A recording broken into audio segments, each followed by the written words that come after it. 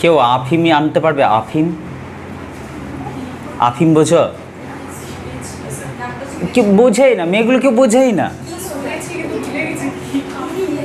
আফিম কি জিনিসটা? কি কি জিনিসটা? কি কি কাজে লাগে?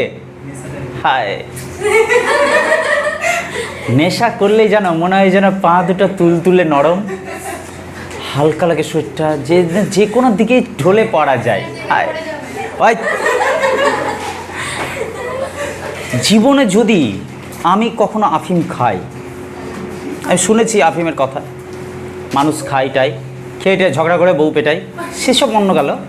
আমি যদি খাই, আমি ওয়াটারলুর যুদ্ধর কথা মনে করব। পড়েছিল ক্লাস 9-এ। আমি সবসময় স্বপ্ন দেখি যে একদিন আমি নেপোলিয়ান বোনাপার্ট হব, বা ছিলাম হয়তো, আজ মনে পড়ছে না। আবছা না, অনেক দিন আগের ঘটনা কি না, তো আবছা হয়ে গেছে। আমি হব নেপোলিয়ান বোনাপার্ট, আর সামনের দিকে আছে ইংল্যান্ড, দুইজনের মধ্যে চলছে নীল নদের যুদ্ধ, ওয়াটারলুর যুদ্ধ চলছে, ফাটাফাটি, আমাকে পরাজিত হতেই হবে। কিন্তু আমি আফিম খেয়ে ভাবছি, এই আমি এখন দাঁড়ালাম, এই আমার সামনে ও দাঁড়ালো, লড়াই চলছে, আমার সেনাপতি ওর সেনাপতির কাছে হেরে গেল। হেরে গেল তো ওকে তো দিলাম, যা যা দেওয়ার দিলাম, হয় না? যে জয়, যে দেশ জিতে যায় সে অনেক কিছু নিয়ে নেয়, লুটপাট করে নেয় একেবারে। দিয়েছি তো, আর কত দিব? তাই আমি ওকে বলবো, দেখুন অনেক হয়েছে, এবার আপনি যান। এবং রিয়েলি একদিন যদি আচমকা আমার সামনে সেই সেনাপতি এসে দাঁড়ায় আর বলে ওঠে মিয়াও, আচ্ছা মুশকিল। এই সব ইংল্যান্ডের সেনাপতি, হ্যাঁ, মার্কিন যুক্তরাষ্ট্রের সেনাপতি আচমকা বিড়ালে পরিণত কেন হলো? আফিম জিনিসটা এরকম, যা আমাদেরকে গোল গোল করে ঘোরায়, অদ্ভুত অদ্ভুত কিছু মজার মজার বিষয় মনে করায়। তারপরে এই বিড়ালটা কি দুষ্টু, বুঝলে? যখন এসে দাঁড়ালো সামনে, আমি মনে করলাম কে আছে এটা, কে আছে, কে আছে? না, না তো আমি নেপোলিয়ান বোনাপার্ট, না তো ও হচ্ছে ইংল্যান্ডের নৌসেনাপতি, হচ্ছে একটা বিড়াল। কি করেছে?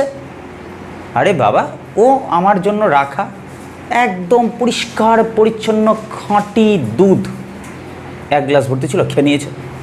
খেয়ে নিয়েছে, আমার দিকে ট্যাপটে করে দেখছে এমনি করে। আমি আফিম খাওয়া চোখ, লাল লাল চোখ, এমনি করে দেখছি বিড়ালের দিকে। বেড়াল আমার দিকে, আমি বেড়ালের দিকে, আবার বেড়াল আমার দিকে, আমি বেড়ালের দিকে। দেখছি তো দেখছি, হঠাৎ করে সে আচমকা বলল মিয়াও। কি বলতে চাইছে? ও বলতে চাইছে, তোমাকে আমি ভয় পাই না আফিম খাওয়া লোক, তোমরা মানুষেরা আমাদেরকে একটু দুধ খেতে দাও না, একটু মাছ মাংস খেতে দাও না, তোমরা অসভ্য জাতি। আমি কি করব তখন? ভদ্রতা খাতির আমার একটু চেয়ার ছেড়ে ওঠার ইচ্ছা করছে না, এত নেশায় মশগুল আছি, আমার ভালো লাগছে, নেপোলিয়ান বোনাপার্ট, আমি যুদ্ধ করছি, আমি হেরে যাচ্ছি, কত কি চমৎকার কথা। কিন্তু আমার মাথাতে একটা জিনিস আসলো, সাধারণত বেড়ালকে দেখলে মানুষ তেড়ে যায় লাঠি নিয়ে, আবার আমাকেও এখন নিয়ম রক্ষা করার জন্য, মানব জাতির নিয়ম রক্ষা করার জন্য আমার ইচ্ছা না থাকলে একটা লাঠি নিয়ে হ্যাট হ্যাট করতে করতে আমি যাবো টলতে টলতে। বিড়ালটা হাই তুলে নিয়ে ঘরের একটা কোণে গিয়ে চুপচাপ করে বসলো। কি বলতে চান আপনি? হ্যাট, আমাকে দেখে ভয়ই পাচ্ছে না। লাঠিটা ফেলে দিয়ে আমি আবার এসে চেয়ারে এসে বসবো, মন দিয়ে শোনার চেষ্টা করব, ঈশ্বরকে বলবো আমাকে এমন একটা কান দেন যেন আমি বিড়ালের ভাষা বুঝতে পারি। আর বিড়াল যা বলছে এবার আমি তা বুঝতে পারছি। কেমন লাগবে তাহলে মজার বিষয়টা? এসো।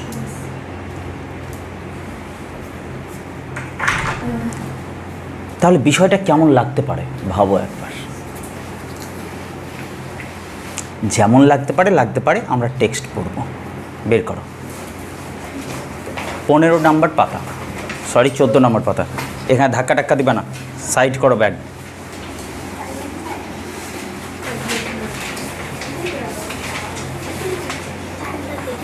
পাইছস? বাচ্চাগুলো সব পাইছস?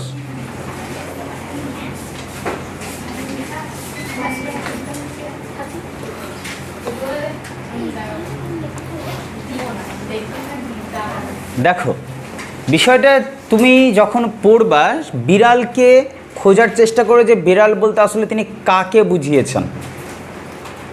আর যে লোকটা, সেটা আমি না, আমার নাম আবার লিখে দেবো না, ওর নাম হচ্ছে কমলাকান্ত। তো এটা হচ্ছে কমলাকান্তের দপ্তর, বুঝলা? এই যে আমরা টিম করে বসে আছি, আমরা হচ্ছে সব কমলাকান্ত, মানে তোমরা সব আমার কমলাকান্তের দপ্তরে বসে আছো, অফিসখানাতে বসে আছো, ঠিক আছে? তো কমলাকান্তের দপ্তরে হাজির হয়েছে একটা বিড়াল। তো কমলাকান্তের সাথে বিড়ালের চলছে লড়াই, তর্কযুদ্ধ। কে জেতে, বিড়াল জেতে না কমলাকান্ত জেতে? বিড়াল হচ্ছে সাধারণ শ্রেণীর মানুষ আর কমলাকান্ত হচ্ছে উচ্চ শ্রেণীর মানুষ। চলছে দুজনের মধ্যে তর্ক বিতর্ক, কে জেতে? দেখা যাক কার যুক্তি আমাদের সবচেয়ে বেটার লাগছে। কি বলছে দেখো,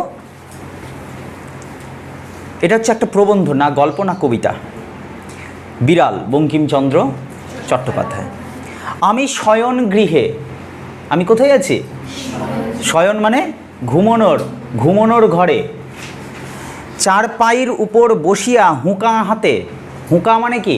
এই যে ঘর ঘর ঘর ঘর ঘর ঘর ঘর টানে না, আগেকার দিনে টানতো, এমনি পাইপ সিস্টেম থাকলে লম্বা লম্বা একদম এত জোরে টানতো, ভক ভক করে দেওয়া বেরোতো, ঠিক আছে? আর ভাবো তো সামনে রয়েছে, সামনে কেমন লাগে, ধোঁয়ায় কুয়াশা, ঠিক আছে? চার পায়ের উপর বসে, আমি কটা পায়ের উপর বসে আছি? চলো চার পায়ে ধরো, আচ্ছা ঠিক আছে, ওটা 5 পায়া না, ওটা 4 পায়া ধরো। 4 পায়া মানে ওই চেয়ারটার উপরে বসে আছি, ঠিক আছে? ঝিমাইতেছিলাম মানে কি? না ঘুম না জেগে, ঝিমাচ্ছে, একটু নেশা টেশা করার পর যেমন ঝিমায় না, অমনি একটু মিটমিট করিয়া ক্ষুদ্র আলো জ্বলিতেছে। এবার সিম্পলি ব্যাপারটাকে বোঝার চেষ্টা করো। ঘরটা প্রায় অন্ধকার, আমি গিয়ে আমার সবার ঘরে গিয়ে চেয়ারে একটু বসেছি আর হুকা টানছি, ঝিমাচ্ছি একটু, ভাল লাগছে ওই মোমেন্টটা, ঝিমঝিম ঝিমঝিম ধরা। ঘরের মধ্যে একটা আলো জ্বলছে, ক্ষুদ্র আলো, ছোট্ট আলো। দেওয়ালে কি হতে পারে বলো তো? ওই আলোটার শিখাটা, ছায়াটা দুলছে। প্রেত নাচছে যেন মনে হচ্ছে, ভূত প্রেত নাচছে যেন, ভয়ঙ্কর অবস্থা। যদি ওইটার দিকে দেখবো তো দেখতে দেখতে ভয় লেগে যাবে। ও কি করছে, একটু মিটমিট করিয়া ক্ষুদ্র আলো জ্বলিতেছে। দেওয়ালের উপর চঞ্চল ছায়া, মানে বুঝলে কিসের ছায়া এটা? ওই যে আলোটা চঞ্চলের না, চঞ্চল মানে হচ্ছে খুব ব্যস্ত, মানে স্থির নাই। মোমবাতিটা বা প্রদীপটা যেটাই জ্বলছে এখানে স্পষ্ট নাই, আলো জ্বলছে, ক্ষুদ্র আলো, সেটা বাতাসে যে একটু শিখাটা নড়ছে, তো ওখানেও কিন্তু ছায়াটা দোল খাচ্ছে। তো বলছে এই ছায়াটাকে কিসের সাথে তুলনা করছেন তিনি জানো মনীষা? বলছে প্রেত বথ নাচিতেছে, মানে প্রেতের মতো নাচছে।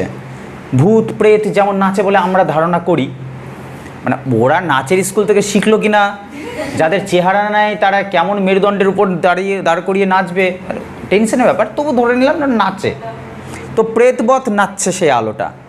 আহার প্রস্তুত হয় নাই, মানে বুঝলা, চাকর বাড়িতে আছে, এখনও খাবার দাওয়া ঠিকঠাক করে রেডি করেনি, খাবার এখনও তৈরি হয়নি, তাই আমি ঝিমাচ্ছি। এজন্য হুঁকা হাতে নিমিলিত লচনে, মানে খুব খোলাও না খুব বোঝাও না, অর্ধেক বোঝা, নিমিলিত লচন, লচন মানে চোখ। আমি ভাবিতেছিলাম যে আমি যদি নেপোলিয়ান হইতাম, আহা হা হা, সেই রকম রোমান্টিক বলছি, যুদ্ধ একটা মানে কি বলেন, একটা যোদ্ধা, বীর যোদ্ধার মতো একটা সিচুয়েশন ফিল করছি, বুঝলে কি না? তো বুঝবে না তোমরা, ঠিক আছে? ওই পুরুষ মানুষগুলো বুঝতে পারবে সব। হ্যাঁ, নেপোলিয়ান বোনাপার্ট সেই ঘোড়ার চড়ে, ঠিক আছে, তলোয়ার হাতে করে, সেই দেখার মতো ব্যাপার। মনে আছে না? আছে তো অনন্ত মনে? ক্লাস 9 নেপোদা, সেই ছোট্ট বাচ্চাটি, তারপরে ধীরে ধীরে ব্রিগেডিয়ার জেনারেল, তারপরে ধীরে ধীরে সে একবারে ওই ডাইরেক্টরি শাসন সব শেষ করে দিয়ে নিজে ডাইরেক্ট হয়ে গেল, হ্যাঁ, কনসুলেট শাসন, মনে পড়ছে? আর তার মাঝখানে সে একের পর এক দেশ একদম উড়িয়ে দিচ্ছে, হয় নিজে উড়ে যাচ্ছে, নাহলে দেশকে উড়িয়ে দিচ্ছে। এই যে সাম্রাজ্যবাদীর খিদা, ওই তো শুরু করেছিল প্রথম, তাই না, পুরো ইউরোপের মধ্যে। তো বলছে আমি যদি নেপোলিয়ান হইতাম তবে ওয়াটারলুর জিতিতে পারিতাম কি না, সেই সব নিয়ে ভাবছিলাম। এমতো সময়ে একটু ক্ষুদ্র শব্দ হইল, মিয়াও, ছোট্ট করে আওয়াজ হলো একটা। ঝিমাচ্ছি, নেপোলিয়ান বোনাপার্ট, ওয়াটারলুর যুদ্ধ আমি জিততে পারবো কিনা ভাবছি, ফিল করছি। ওই সময় একটা মিয়াও করে আওয়াজ হলো। মনে হলো কি, মনে হলো, চাহিয়া দেখলাম চোখটা খুলে। হঠাৎ কিছু বুঝিতে পারিলাম না। প্রথমে মনে হইল ওয়েলিংটন, আন্ডারলাইন করবা, ওয়েলিংটনটা কে, কি মনে হচ্ছে তোমাদের? নেপোলিয়ান বোনাপার্টের সাথে ওয়াটারলুর যুদ্ধ কার হয়েছিল? ওয়েলিংটনের যুদ্ধ হয়েছিল। সে কী ছিল? ইংল্যান্ডের নৌসেনাপতি, ঠিক আছে, ওয়েলিংটন। হঠাৎ বিড়ালত্ব প্রাপ্ত, মানে বিড়ালের রূপ প্রাপ্ত হলো তার। আশ্চর্য জিনিস না? ও এতক্ষণ ভাবছিল আমি নেপোলিয়ান, আর আমার সামনে যে দাঁড়িয়ে আছে বা আছে ধরে নিলাম সে হচ্ছে ওয়েলিংটন। আচমকা ওয়েলিংটন কীভাবে বিড়াল হয়ে গেল, টেনশনের ব্যাপার। ও চমকে গিয়ে দেখছে ওয়েলিংটন বিড়াল কী করে হলো। আমার নিকট আফিং ভিক্ষা করিতে আসিয়াছে। এখন নেপোলিয়ান ছিল, তো নেপোলিয়ানের কাছে ওয়েলিংটন যেত দেশ, সাম্রাজ্য, ভূমি, রাজস্ব, টাকা পয়সা ইত্যাদি প্রার্থনা করতে, দাও আমি জিতেছি, তুমি হেরেছ। কিন্তু এই লেখকের কাছে আসবে, কমলাকান্তের কাছে বিড়ালটা এসে কী চাইবে? একটু আমাকেও আফিম দাও, আমি নেশা করি, এটাই চাইতে এসছে বোধ হয়। ওর একটু মনটা খারাপ হলো, কেন আমি আফিম দেবো? হ্যাঁ, কেন দেবো? তাই বলছে আমার নিকট আফিং ভিক্ষা করিতে আসিয়াছে। প্রথম উদ্যমে পাষাণবৎ কঠিন হইয়া বলিব মনে করিলাম যে ডিউক মহাশয়কে ইতিপূর্বে যথোচিত পুরস্কার দেওয়া গিয়াছে, এক্ষণে আর অতিরিক্ত পুরস্কার দেওয়া যাইতে পারে না। বিশেষ অপরিমিত লোভ ভালো নহে। ডিহুক বলিল মিয়াও। ঘটনাটা বুঝতে পারলা? চোখ খুলে দেখলো বিড়াল আছে। মনে হচ্ছে ওয়েলিংটন, মানে যাকে ডিউক বলা হয় আর কি, ডিউক সাহেব, সে ডিউক সাহেব ওয়েলিংটন হঠাৎ করে কীভাবে বিড়াল হয়ে গেল বুঝে উঠতে পারছেন না আমাদের কমলাকান্ত। তখন না খুব রেগে গিয়ে ভাবলো কিছু বলবো। কি বলবো? উনি বলতে যাবেন, কি বলতে যাবেন? যে আপনাকে এতক্ষণে অনেক কিছু দিয়ে দিয়েছি, আমি আর কিছু দিতে পারবো না, ঠিক আছে হেরে গেছি, তাই বলে আপনি নিয়েই যাবেন আমার কাছ থেকে সম্পদ? দিব না, আর কিছু আপনাকে দিব না। এইসব কিছু বলার জন্য আমি প্রস্তুত হয়েছি, যথেষ্ট পুরস্কার আপনাকে দিয়েছি, এক্ষণে আর অতিরিক্ত পুরস্কার দেওয়া যাইতে পারে না। বিশেষ অপরিমিত লোভ ভালো নহে। অর্থাৎ বেশি অতিরিক্ত লোভ ভালো নয়, এটা কথা আমি ওকে বুঝালাম। উত্তরে কি বলল সে? মিয়াও। আশ্চর্য, ওর আরও চাই, কেন দিব? এই যে চাই আর কেন দিব, এরই মধ্যে পড়ে আছে পুরো পৃথিবীর মানুষের জীবন, নয় কি? ভাবো তো, একজন চাইছে, একজন দিব না। এর আছে তাও দিব না, ও নাই তাই জন্য চাইছে। প্রবলেমস হচ্ছে এই দুটোতেই যত সমস্যা, এক অতি উচ্চ, এক অতি নিম্ন। কি করবে? ও দিতে চায় না, ওর প্রচুর আছে কিন্তু কৃপণ, তো কৃপণ ধনী বলতে পারো তুমি একে। আর ওর কি আছে? ওর কিছু নাই, দরিদ্র, অভাবী, তাই ও চাইছে প্রথমে ভিক্ষা, তারপরে চুরি, অথবা জোর করে নিব, যে কোনো প্রসেস কিন্তু নিতে হবে, ঠিক আছে? এই মেসেজটা এখন আইডিয়াতে রাখবা। তো বিড়াল কি উত্তর দিল? ম্যাও। চাহিয়া দেখিলাম, এবার ভালো করে চোখটা খুলে দেখলেন, এতক্ষণ নেশার করেছিলেন, ও ভাবছেন যে আমার সামনে এখন ডিউক মহাশয় এসে দাঁড়িয়ে আছে আর মেউ মেউ করে কথা বলছে। স্বপ্ন তো এরকম মাঝে মাঝে হয়, স্বপ্ন দেখছি আর দেখতে পাচ্ছি ওই জগতে, স্বপ্নের জগতে ডাক দিচ্ছে, ডাক দিচ্ছে, ডাক দিচ্ছে। হঠাৎ করে চোখটা খুললাম তো যে মা ডাকছে, লে কে আর কেউ ডাকছে, মোটের উপর সাধারণ মানুষ। তখন মনটা কেমন ঘাবড়ে যায় না, ধর স্বপ্নটা কত সুন্দর ছিল। চাহিয়া দেখিলাম, হঠাৎ কিছু বুঝিতে পারিলাম না, প্রথমে আমি কিছু বুঝলাম না। প্রথমে মনে হইল ওয়েলিংটন হঠাৎ বিড়ালত্ব প্রাপ্ত হইয়া আমার, সরি ওটা তো হলো তাই না, ডিউক বলিল মেও। তখন চক্ষু চাহিয়া ভালো করিয়া দেখিলাম যে ওয়েলিংটন নহে। এবার ভালো করে তাকিয়ে দেখলাম যে ওটা ওয়েলিংটন সাহেব বা ডিউক সাহেব নেই। কে আছে? একটি ক্ষুদ্র মার্জার, আন্ডারলাইন, মার্জার মানে হচ্ছে বিড়াল, একটা ছোট্ট বিড়াল। এবার ভালো করে বুঝবা বিড়ালটা কি করেছে সেটা এবার বলতে যাচ্ছে। প্রসন্ন আমার জন্য যে দুগ্ধ রাখিয়া গিয়াছিল, প্রসন্নকে, হ্যাঁ এই তো সাবাস, এই আইডিয়াটাই তো চাই। প্রসন্ন হচ্ছে চাকরের নাম, সে তার জন্য, কমলাকান্তের জন্য দুধ রেখে গেছিল খাবে বলে, ঠিক আছে? প্রসন্ন আমার জন্য যে দুগ্ধ রাখিয়া গিয়াছিল, আন্ডারলাইন দিবা প্রসন্ন নামটাতে।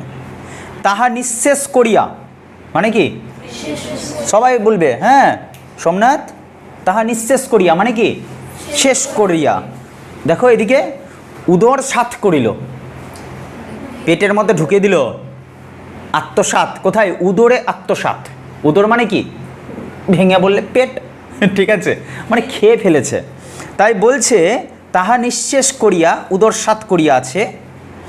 আমি তখন ওয়াটারলুর মাঠে ব্যূহ রচনায় ব্যস্ত, অত দেখি নাই। আমার বাবা অত দেখার সময় ছিল না, কখন বিড়ালটা কুটি কুটি পায়ে এসেছে মার্জার, আর এসে প্রসন্নের রেখে যাওয়া যে দুধের অংশটা সেটা পুরোপুরি খেয়ে ফেলেছে, আমার অত নজর ছিল না। কারণ আমি তখন ওই কি যুদ্ধ যেন, ওয়াটারলুর যুদ্ধে কি তৈরি করছিলাম যেন আমি একটা ব্যূহ। ব্যূহ মানে হচ্ছে কি বলতো, কৌশল, ষড়যন্ত্র, কীভাবে কৌশলে যুদ্ধটা করতে হয় সেই সময় আমি ভাবছিলাম কীভাবে জিতা যায় ওয়াটারলুর যুদ্ধ, সেসব ভাবছিলাম, তাই অত পাত্তা টাত্তা দেয়নি আমি, ঠিক আছে। এক্ষণে মানে এইবার সময় হয়েছে মার্জার সুন্দরী, আহা হা হা, মার্জার সুন্দরী সমাজ গিয়া না, মেয়ে বিড়াল কেন, মার্জার সুন্দরী নির্জল, নির্জল মানে হচ্ছে জল নেই যেখানে, দুগ্ধ পানে, তাহলে দুধটা কেমন ছিল, জল দেওয়া দুধ ছিল, খাঁটি দুধ, তাই বলেছিলাম নির্জল দুগ্ধ পানে, পরিতৃপ্ত হইয়া আপন মনের সুখ এ জগতে প্রকটিত করিবার অভিপ্রায়ে অতি মধুর স্বরে বলিতেছেন মিয়াও। অর্থাৎ খেয়েছে সে, আর এত টেস্ট পেয়েছে, খাঁটি দুধ, একটু জল নাই, খাওয়ার পর তার পেট ভরে গেছে খেয়ে, এবার সে অতি সুখ, সে যে কত সুখী হয়েছে, কত ভালো লেগেছে, তার পেট ভরে গেছে তার, এটা ও জানাবার জন্য, সবাইকে জানাবার জন্য আপন মনের সুখে ও বলছে ম্যাও ম্যাও করছে। এটা আমি বুঝতে পারলাম ভালো করে চোখ মেলে, বলিতে পারি না বুঝি তাহার ভিতরে একটু ব্যঙ্গ ছিল। ও এবার দেখো, এই যে মাথাতে তো কী আছে, আফিম ঢুকে গেছে না, তো ওর সব কিছুই অদ্ভুত অদ্ভুত বলে মনে হচ্ছে, সব কিছুই কমলাকান্তের, ঠিক আছে, এখন নামটা পাইনি আমরা কমলাকান্ত। তো বলছে কি জানি আমি বলতে পারি না, কিন্তু মনে হলো যেন ওর মেও ডাকটার মধ্যে না একটু ব্যঙ্গ আছে, আমাকে কি মজা করছে নাকি, হ্যাঁ। বুঝি মার্জার মনে মনে হাসিয়া আমার পানে চাহিয়া ভাবিতেছিল, এই পানে মানে ওই সুপারি দিয়ে ঠুসে দাও না মুখটাতে, পানে মানে তাকিয়ে, ঠিক আছে, হ্যাঁ। মার্জার মনে মনে হাসতে হাসতে আমার দিকে তাকিয়ে ভাবিতেছিল, কেহ মোড়ে বিল ছেঁচে কেহ খাই কই, মানে কেউ কেউ বিলটা ছাঁচে ছাঁচে ছাঁচে, আর কেউ এসে টুক করে এসে কই মাছটা উঠে খেয়ে নেয়, মানে কি বলতে চাইলো বোঝা গেল। কেউ ওই ফালতু চিন্তা করে করে বসে আছে, আর তার খাবারটা এসে কেউ খেয়ে চলে গেল, হা হা হা, কিচ্ছু করতে পারে না এই মানুষটা। বিড়ালটা যেন তাদেরকে ব্যঙ্গ করছে তাকে, এটা তার মনে হলো। বুঝি সে মেউ শব্দে একটু মন বুঝিবার অভিপ্রায় ছিল, বুঝি বিড়ালের মনের ভাবটা, এবার বোঝার চেষ্টা করলাম বিড়ালটা কি বলতে চাইছে। বুঝলাম যখন, তখন আমার মনে হলো বিড়ালটা যেন বলতে চাইছে, তোমার দুধ তো খাইয়া বসিয়া আছি, এখন বলো কি, এখন কী করবা করো, আমি তো তোমার দুধ খেয়ে ফেলেছি, এবার তুমি বলো কী করতে চাও, যাও। পালিয়েও যায়নি, দাঁড়িয়ে আছি সামনে থেকে, কী করবা দেখি। আঁতে ঘাতও লাগবে, মানুষ বলে কথা, আমার সামনে একটা পশু এসে, একটা ক্ষুদ্র মার্জার এসে আমাকে বোকা বানিয়ে চলে যাবে, আর আমি বোকা হয়ে যাব না। মানব জাতির সম্মান রক্ষা করতে হবে, আর মানব জাতি কী করেছে, তাড়িয়ে বেরিয়েছে, অভুক্ত মানুষের কাছ থেকে খাদ্য কেড়ে নিয়েছে, এই হচ্ছে মানব জাতির ইতিহাস, আমি সেটাই করব। কি বলছে এবার দেখো, বলি কি আমি তো ঠিক করতে পারিলাম না, মানে আমি কি বলবো এর উত্তরে, আমি ঠিকঠাক করতে পারলাম না, সিদ্ধান্ত নিতে পারলাম না। দুধ আমার বাপেরও নয়, দুধটা কার ছিল, কমলাকান্তের বাপের দুধ না, দুধ মঙ্গলার, মঙ্গলাটাকে গরুর নাম, হ্যাঁ মঙ্গলা গাই, গরু না গাভী, মঙ্গলা দুধ হচ্ছে মঙ্গলার, দুহি আছে প্রসন্ন, বাহ, তাহলে দুধ হচ্ছে কার, মঙ্গলা গাইয়ের, মঙ্গলা আন্ডারলাইন করবা, সেই গরুটার বা গাভীটার নাম কি ছিল, মঙ্গলা, কে দুধটা দোয়েছে, প্রসন্ন, অতএব সে দুগ্ধে আমারও যে অধিকার বিড়ালেরও তাই, সত্যি কিনা বলো ব্যাপারটা, দুধটাও একজনের, দুধটা দুইলেও অন্যজন, তো এখানে কমলাকান্তের যতটুকু অধিকার ছিল বিড়ালেরও ততটুকু অধিকার, এটাও কথা ঠিক। তাই বলছে, সুতরাং রাগ করিতে পারি না, তবে চিরাগত একটি প্রথা আছে, যে একটু আগে বললাম চিরাগত মানে চিরকালের জন্য একটা প্রথা আছে, প্রথা হচ্ছে কি, শক্তিশালী উঁচু শ্রেণীর মানুষের অবশ্যই উচিত একটু চোখ রাঙিয়ে কথা বলা নিচু শ্রেণীর মানুষকে, না হলে ও পাত্তা দিবে কেন, ঠিক আছে, এখন সেটাই চিরকালের নিয়মটা পালন করতে হবে কমলাকান্তকে। তাই বলছে, তবে চিরাগত একটি প্রথা আছে যে বিড়াল দুধ খাইয়া গেলে তাহাকে তাড়াইয়া মারিতে যাইতে হয়, মারতে পারি আর না পারি লাঠি নিয়ে তাকে হ্যাট হ্যাট করতে করতে যেতে হবেই, একটু না তাড়ালে হবে না, ঠিক আছে। আমি যে সেই চিরাগত প্রথার অবমাননা করিয়া, অবমাননা মানে হচ্ছে অপমান, যদি আমি চুপ করে বসে থেকে যাই তাহলে সেই চিরাচরিত প্রথাটাকে তো অপমান করা হবে, তো মার্জারা ওই অপেক্ষায় বসে আছে, হয়তো চিরদিন ওকে সবাই পিটিয়েছে, আমিও পিটাবো, এটারই অপেক্ষায় বোধহয় বসে আছে, আর যদি আমি না পিটাই তাহলে মান সম্মান ডুবে গেল আমার, তো কেননা আমি সেই নিয়মটাকে অবশ্যই পালন করি। তাই জন্য বলছে চিরাগত প্রথার অবমাননা, অবমাননা মানে অপমান, অবমাননা করিয়া মনুষ্যকুলে কুলাঙ্গার স্বরূপ পরিচিত হইব, ইহাও বাঞ্ছনীয় নয়। বাঞ্ছনীয় মানে ইচ্ছা নাই। আমি কি করব, যে আমি ওই চিরাচরিত যে প্রথাটা, সেই প্রথাটাকে ইগনোর করব, উপেক্ষা করব, করে আমি মানুষ হওয়ার কর্তব্যটা পালন করব না কেন? অর্থাৎ মানুষের বৈশিষ্ট্য হিসেবে যেটা দেখাতে চাইলো, উচ্চ শ্রেণীর বৈশিষ্ট্যই হচ্ছে নিম্ন শ্রেণী বা সাধারণ মানুষের কাছ থেকে খাওয়ার কেড়ে নেওয়া, সোজা কথা, তাদের উপর অত্যাচার করা, তাদেরকে শোষণ করা। তাই বলছে আমি যে সেই চিরাগত প্রথার অবমাননা করিয়া মনুষ্যকুলে কুলাঙ্গার স্বরূপ পরিচিত হইব, ইহাও বাঞ্ছনীয় নহে। যদি আমি এই কাজটা না করি, এখন যদি শাসন না করি বিড়ালটাকে, তাহলে সবাই আমাকে বলবে কুলাঙ্গার, এ মানুষ হওয়ার যোগ্য না। আমি সেটা পছন্দ করব না। ঠিক আছে, কি জানি, হয়তো মানে কি জানি, হতে পারে এই মার্জারটাই, এই মার্জারিটাই, এই যে সুন্দরী বলে না, বিড়াল সুন্দরী, অর্থাৎ এই মার্জারি যদি স্বজাতি মণ্ডলে, মানে স্বজাতি মানে কি, স্ব মানে নিজের, জাতি, মণ্ডল মানে নিজের জাতীয় সমস্ত বিড়ালগুলোর সমাজে পরে থেকে তো যাবে, গিয়ে কি বলবে, এই যে কমলাকান্ত আছে না, গজুয়া মানুষ আছে, কিচ্ছু জানে না, জানেই না যে বিড়াল দুধ খেতে গেলে বিড়ালকে পিটাতে হয়। তো আমার তো মানুষ সম্মান নষ্ট হয়ে যাবে, আমাকে তো নিয়ে ব্যঙ্গ বিদ্রুপ করবে, তখন আমি কি করব, আমাকে বাঁচতে হবে। তাই বলছে যে কি জানি এই মার্জারি যদি স্বজাতি মণ্ডলে কমলাকান্তকে কাপুরুষ বলিয়া উপহাস করে, উপহাস মানে কি, মজা নেই, ঠাট্টা করে, কাপুরুষ মানে কি, ভীতু, বোকা, কাপুরুষ বলিয়া উপহাস করে, অতএব পুরুষের ন্যায় আচরণ করাই বিধেয়। এন্ড কোশ্চেন হবে পুরুষের ন্যায় আচরণ করা বিধেয়, তো পুরুষের ন্যায় আচরণটা কি করতে হতো, সে বিড়ালটিকে মারতে যেতে হতো, ব্যাস এইটুকুই জানতে হবে তোমাকে, বিশেষ কিছু না। ইহা স্থির করিয়া সকাতর চিত্তে, মানে এটা আমি সিদ্ধান্ত নিলাম এবার, সকাতর চিত্তে মানে খুব মানে মনটা খারাপ হয়ে গেল আমার, হুকাটা নামিয়ে দিতে হবে, এখনও কি সুন্দর ফুকফুক করে চলছিল, ওটা এখন সাইডে করতে হবে, এখন আমাকে কাজ করতে হবে, মানুষ যেন কেউ, মানুষের সমাজে কেউ আমাকে কুলাঙ্গার না বলে, যা হায় হায় মানুষের বৈশিষ্ট্য তুমি রাখুনি, কেন রাখুনি, তাই জন্য আমাকে বাধ্য হয়ে এখন হুকাটা নিচে নামাতে হলে সকাতর চিত্তে, মানে চিত্তটা হচ্ছে মন, কাতর মানে হচ্ছে মন খারাপ, সকাতর চিত্তে মানে মন খারাপের সাথে। ঠিক আছে, হুকা নামাইয়া অনেক অনুসন্ধানে মানে অনেকটা খুঁজলাম ঘরের মধ্যে, অন্ধকার ঘরের মধ্যে একটা ভগ্ন যষ্ঠি, ভগ্ন মানে ভাঙা, যষ্ঠি মানে লাঠি। ঠিক আছে, যষ্ঠি মানে লাঠি, যার যেটা অর্থ অজানা থাকবে করে নিবা, লিখে নিবা পাশে। আবিষ্কৃত করিয়া সগর্বে, সগর্বে মানে প্রবল অহংকারের সাথে মার্জারির প্রতি ধাবমান হইলাম, ধাবমান মানে এগিয়ে গেলাম। ক্লিয়ার আছে না, কোথাও অসুবিধা? এবার দেখি বিড়ালটা কি করছে, কি করবে বিড়ালটা, মনে পড়ছে একটু আগে বলেছিলাম বিড়ালটা কি করবে, একটা হাই তুলে গিয়ে একটু সরে গিয়ে বসবে আরাম করে। কি বলতে চাস তুই? দেখো কি বলছে, মার্জারি কমলাকান্তকে চিনিত, মার্জারি আগে থেকে চিনত কমলাকান্তকে, সে যষ্ঠি দেখিয়া বিশেষ ভীত হওয়ার কোনো লক্ষণ প্রকাশ করিল না। যেমন আমি বলি উল্টো ঝুলিয়ে দেব, ঝুলিয়েছি কোনো দিনও না, ফলে আমি যখনই বলি তা তো লোক হাসে, যেমন তুমি হাসলা, মানে ও চেনে ঠিকঠাক যে এ ঠিক কতটা বলে আর কতটা করে। ঠিক আছে, ঠিক তেমনই কমলাকান্তকে আগে থেকে মার্জারি চিনে, তাই জন্য ওর বিশেষভাবে মানে সাবধান হওয়ার প্রয়োজন বোধ করলো না। দেখ ও উঠাবে, কিছু দূর আসবে, তারপরে গিয়ে আবার বসে যাবে, বেগে অত ফালতু চাপ নিয়ে লাভ নাই। ঠিক আছে, আবার খাবো, দেখি কী করতে পারিস। ঠিক আছে, মার্জারি কমলাকান্তকে চিনিত, সে যষ্ঠি দেখিয়া বিশেষ ভীত, ভীত মানে ভয়, ভীত হওয়ার কোনো লক্ষণ প্রকাশ করিল না, কেবল আমার মুখ পানে চাহিয়া হাই তুলিয়া একটু সরিয়া বসিল।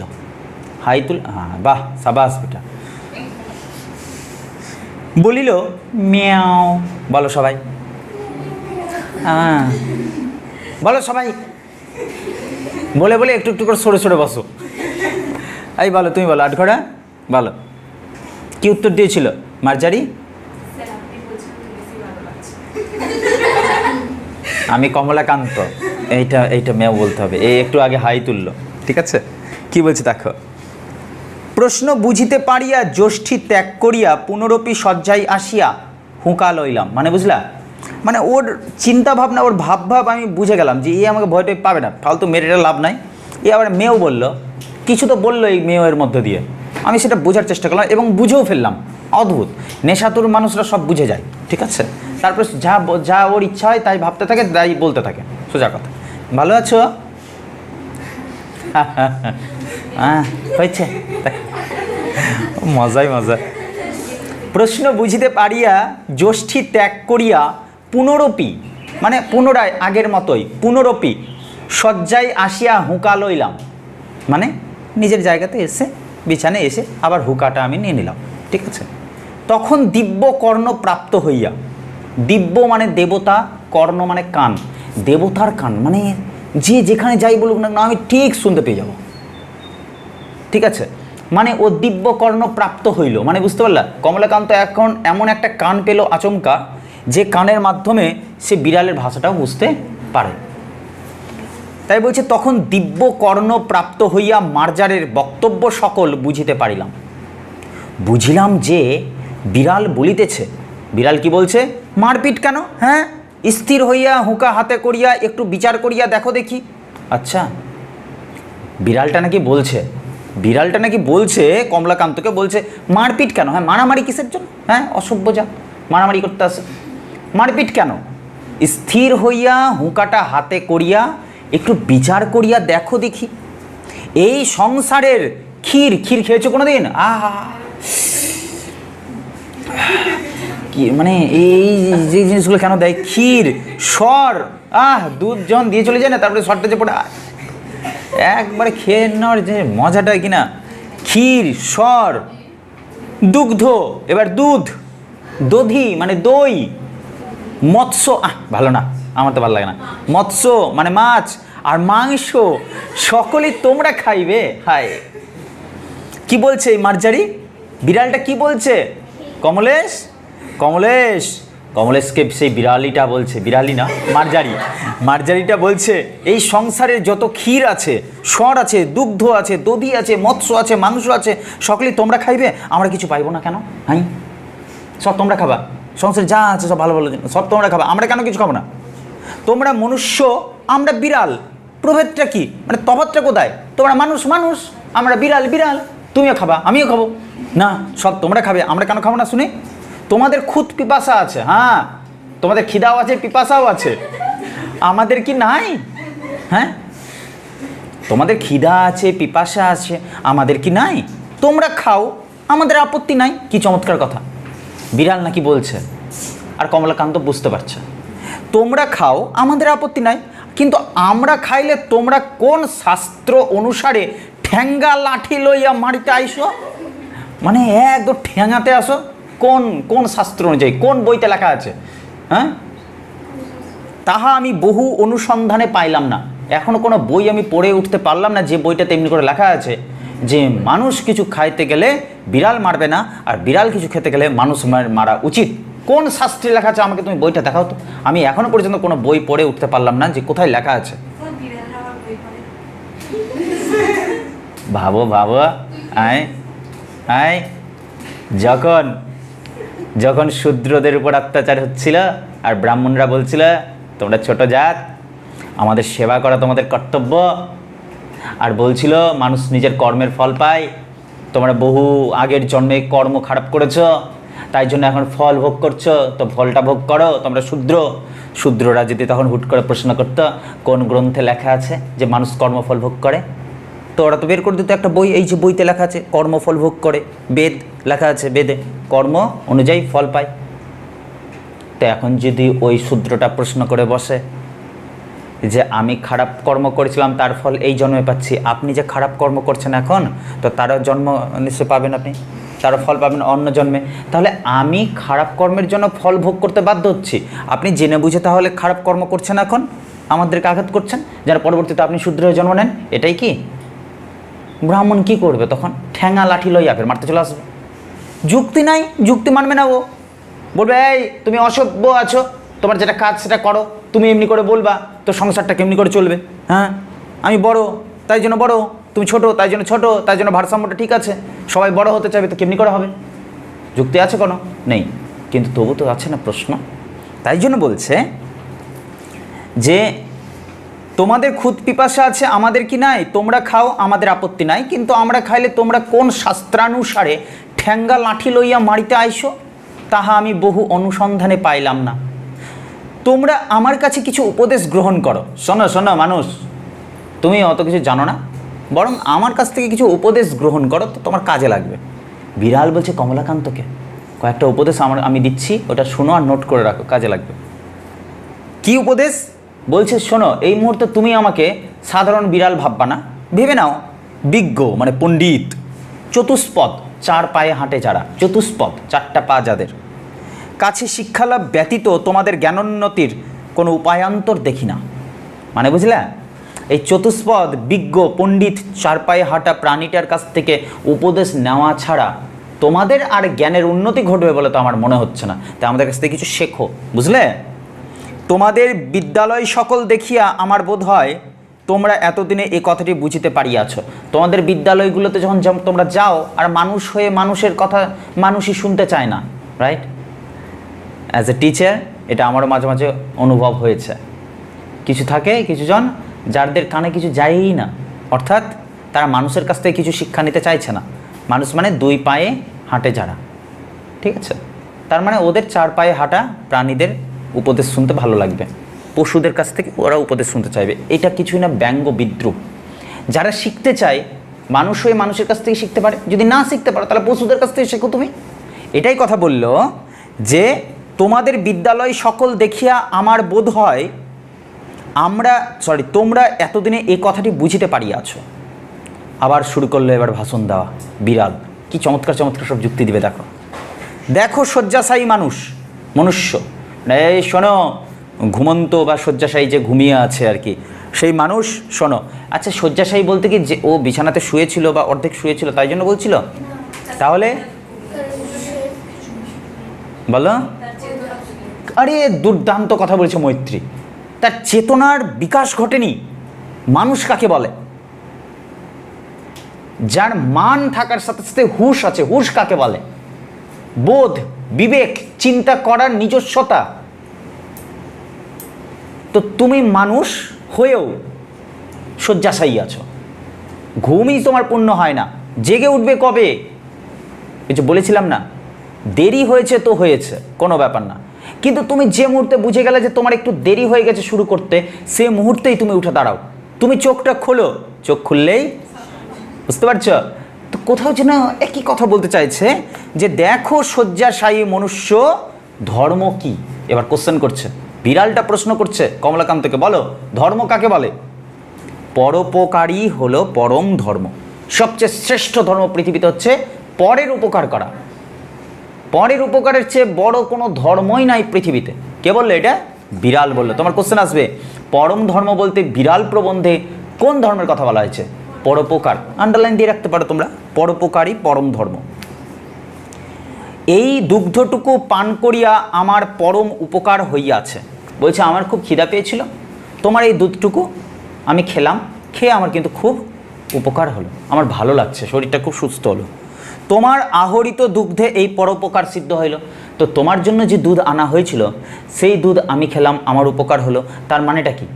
তোমার তো পুণ্য হলো। তোমার খাওয়াটা তোমার ইসে যেত, তো তুমি তো এত খেয়ে আছো, তার উপরে ওটাকে না খেলেও চলতো, কিন্তু আমি একজন অভুক্ত হয়ে তোমার সেই দুধটা খেলাম যেটা তোমার জন্য আনা হয়েছিল, তাহলে উল্টো তো তোমারই লাভ হলো, তুমি তো পুণ্য পেলে, তারপরে তুমি কেন মারতে আসছো? তাই বলছে তোমার আহরিত মানে আনা, তোমার আহরিত দুগ্ধে এই পরোপকার সিদ্ধ হইল, মানে এই পরোপকারটা সম্পূর্ণ হলো।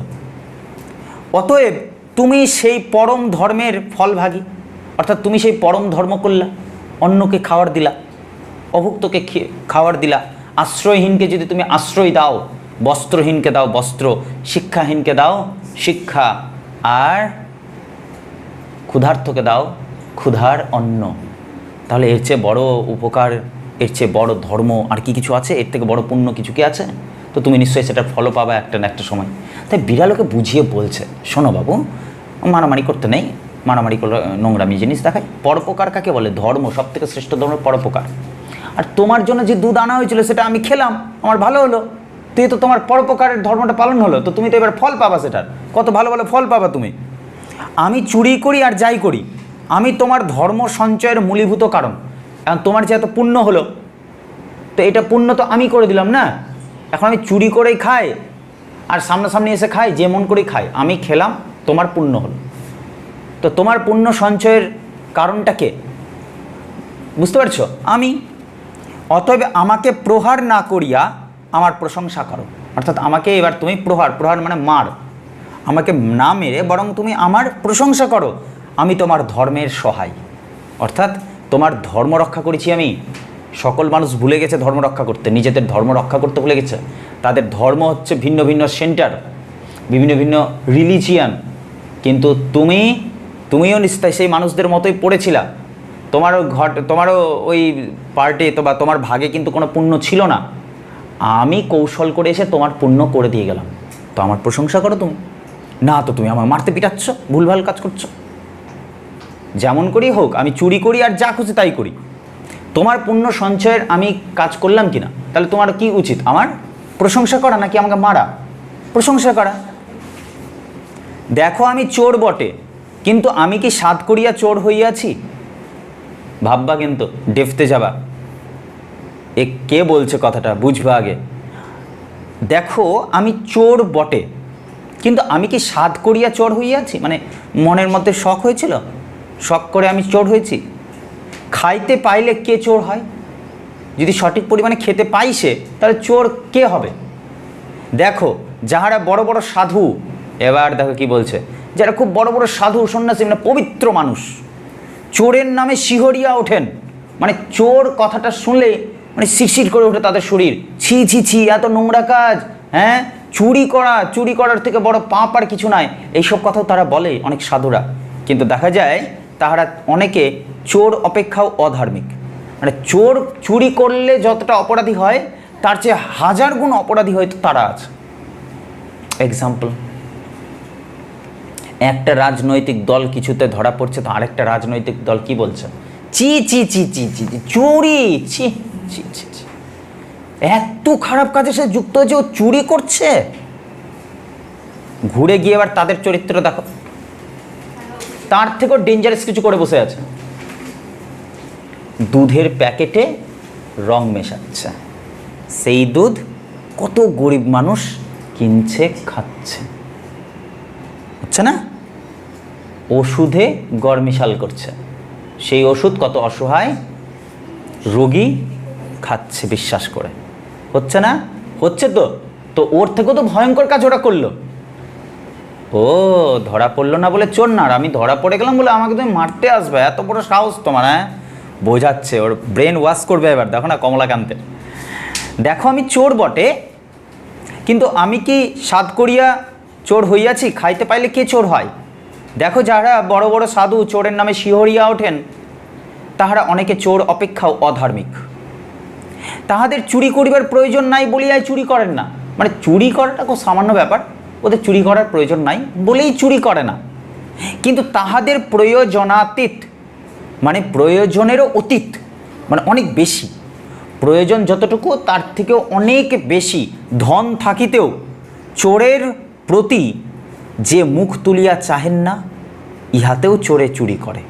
বলছে যে চোর আছে না, দেখবে সমাজে এরকম সাধারণত ছিল। আর যে সময়ের কথা তো এটা 1874 সালের ঘটনা, এটা যখন তিনি লিখছেন। সমাজে ওই সন্ন্যাসী ফকির বিদ্রোহ থেকে কত কিছু হচ্ছে, জমিদার মহাজন নীলকর সাহেবদের অত্যাচার বেড়েছে, ঠিক আছে? যদিও ততক্ষণ নীল চাষ বন্ধ হয়ে গেছে, কিন্তু ওই নিয়মে কিন্তু কোথাও কোথাও নীল চাষ তখন চলছে। এই যে জমিদার মহাজন, দিকু সম্প্রদায়, বহিরাগত সব ব্যবসায়ীরা, এরা কি করছিল? নিজেদের কুঠি ভর্তি করে রাখছে ফসলে, আর সাধারণ মানুষ খেতে পাচ্ছে না। যারা ফসল ফলালো তারাই খেতে পারছে না, তারা অভুক্ত। কি করবে মানুষগুলো? চুরি করা ছাড়া উপায় নাই। ও তো চাইতে আসলে দিন, তুমি খাওয়ারটা পর্যন্ত দিচ্ছ, তার উপরে ব্যবসা করছো, সুদ, হ্যাঁ, ধান্দাবাজি। তো তোমরা কোন অংশে আমাদের থেকে ভালো হলে? আমরা যদি চুরি করি তো আমাদের খাদ্যের জন্য, আমাদের অভাব থাকার জন্য করছি। তোমাদের এত থাকতেও তো তোমরা দান করতে পারছো না, তো আমাদের থেকে তো বেশি পাপ তোমরা করছো, অধর্ম তো তোমরা করছো। আমরা তো সেটা কিছু বলতে চাচ্ছি না। তাই বলছে কিন্তু তাহাদের প্রয়োজনাতীত ধন থাকিতেও চোরের প্রতি যে মুখ তুলিয়া চাহেন না, ইহাতেও চোরে চুরি করে, এতেও রাগ করে চোর চুরি করে।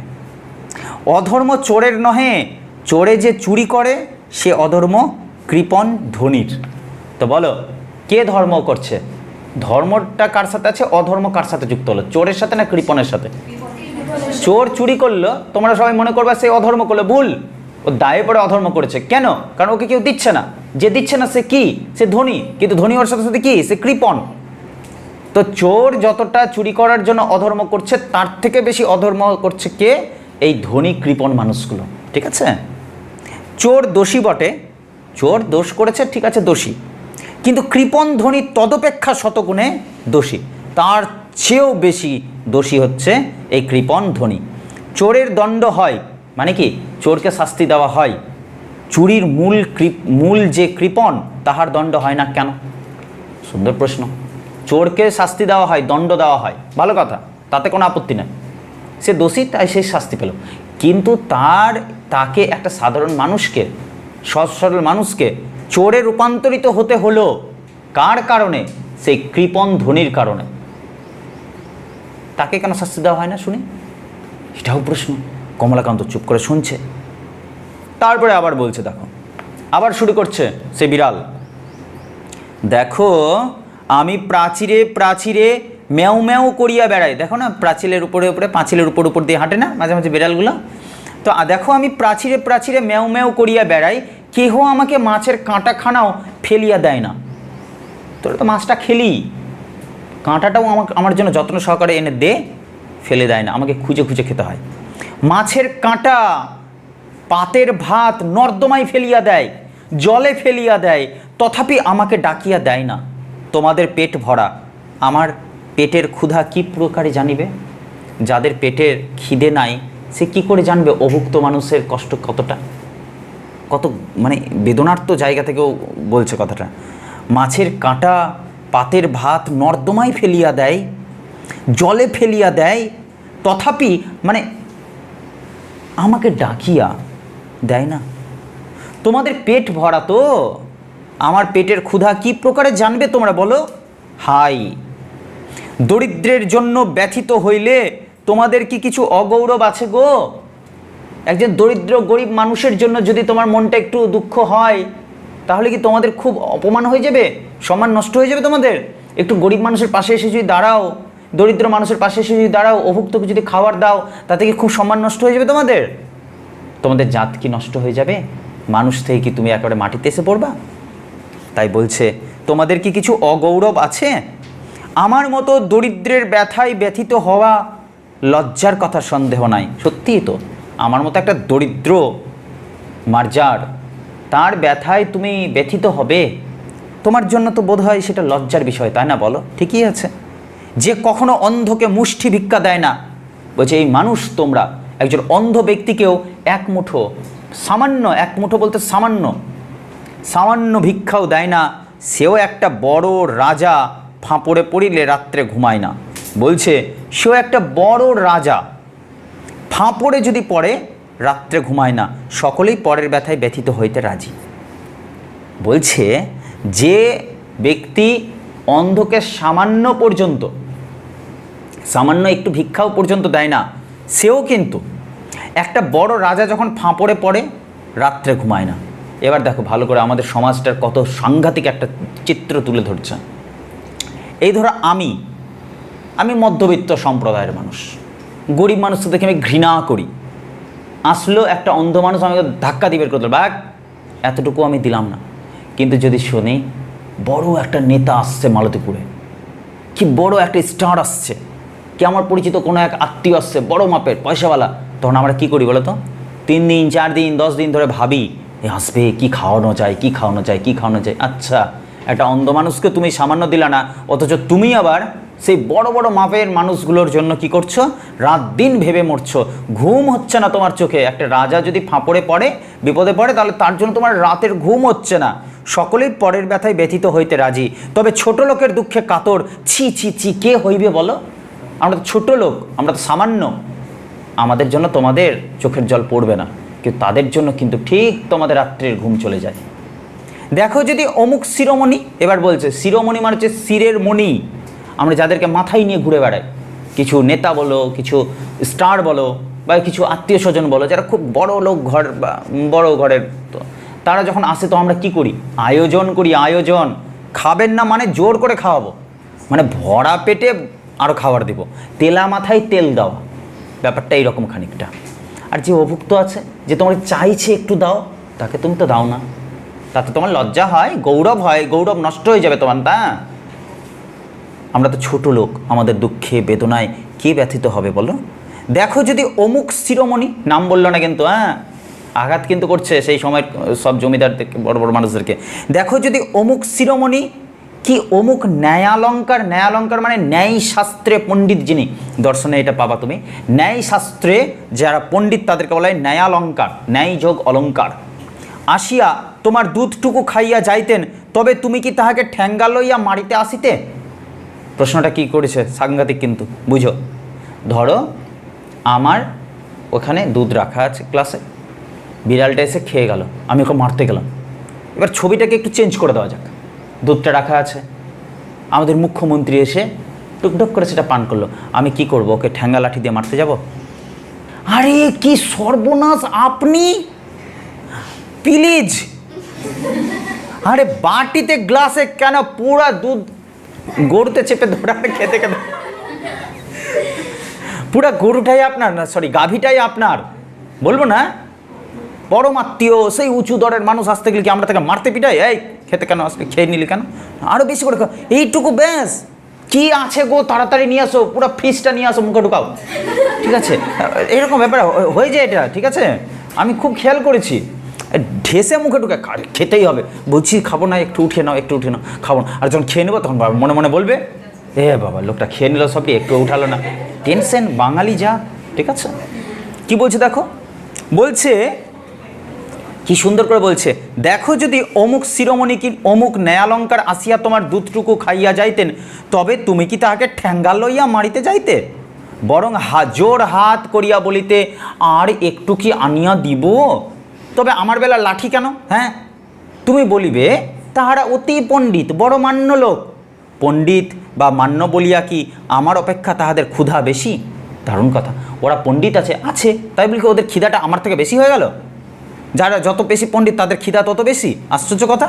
হ্যাঁ, তা তো নয়, তেলা মাথায় তেল দেয়া মনুষ্য জাতির রোগ। আচ্ছা, বিড়াল জাতি মনুষ্য জাতিকে গালি দিচ্ছে, পশুরাও ভাবছে যে বাপরে মানুষ কবে থেকে পশু হওয়া শুরু করলো, আমরা তো পশু আছি, আমরা মানুষ নই বলে পশু, এরা মানুষ হয়েও পশু।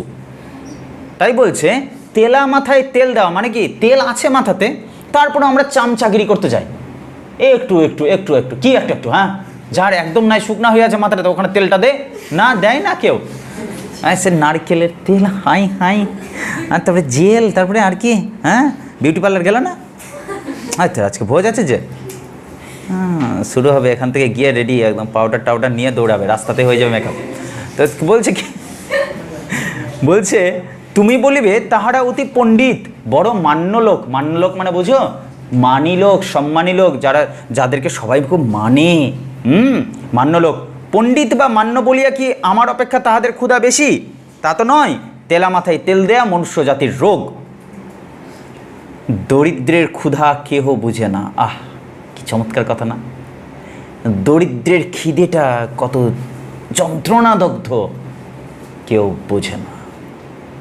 যে খাইতে বলিলে বিরক্ত হয়, হয় না, আত্মীয় স্বজন বাড়িতে আসলে প্লেটটা নিয়ে গেল, সামান্য কিছু সাজিয়েছি, তো না আমি এত খাই না, টেনে নিব, ভালো লাগবে, গাল দিয়ে দিবা, বাড়িতে গিয়ে যাচ্ছি, একবার খালি বললাম যে খাবো না, সবটি উঠিয়ে নিল আর বিস্কুট ধরিয়ে দিয়ে শুধু। তো বলছে যে যে খাইতে বলিলে বিরক্ত হয়, মানে ওকে তুমি খেতে বললা, ও বিরক্ত হলো, না আমি খাই না গো, তাহার জন্য ভোজের আয়োজন করো তোমরা, হ্যাঁ, না মহাভোজ একেবারে, খেতেই হবে খেতেই হবে। আর যে ক্ষুধার জ্বালায় বিনা আহ্বানেই, তোমার না ডাকাতেই খিদের জ্বালা সহ্য করতে না পেরে তোমার অন্নটা খাইয়া ফেলে, চোর বলিয়া তাহারে দণ্ড করো, ছি ছি ছি ছি ছি রে ননি ছি।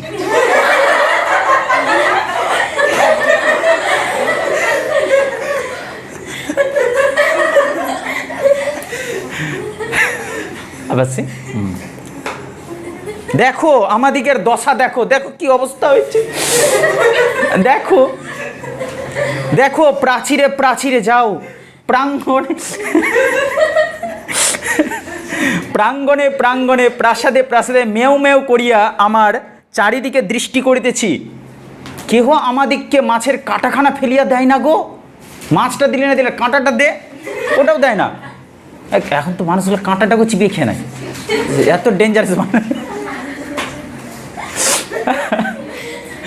কেহ আমাদিগকে মাছের কাঁটাখানা ফেলিয়া দেয় না, যদি কেহ তোমাদের সোহাগের বিড়াল হইতে পারিত। এইটা একটা দারুণ কথা।